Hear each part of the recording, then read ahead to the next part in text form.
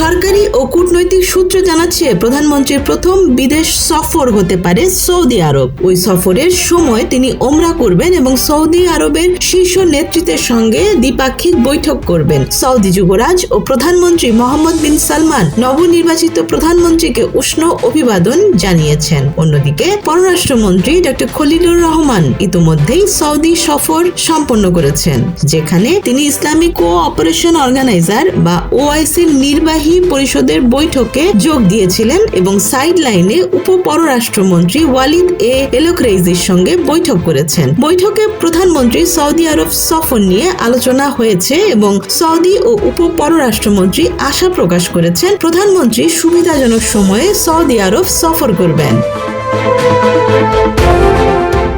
ভুটান বাংলাদেশকে স্বীকৃতি দেওয়া প্রথম দেশ এবং প্রধানমন্ত্রীর শপথ গ্রহণ অনুষ্ঠানে ভুটানের প্রধানমন্ত্রী শেরিং তোবগে ঢাকায় এসে তারেক রহমানকে ভুটান সফরের আমন্ত্রণ জানিয়েছিলেন। কূটনৈতিক পর্যবেক্ষকরা বলছেন, ভুটান প্রথম দেশ হিসেবে বেছে নিলে তা বাংলাদেশের কূটনৈতিক ইতিহাসে বিশেষ প্রতীকী গুরুত্ব বহন করবে।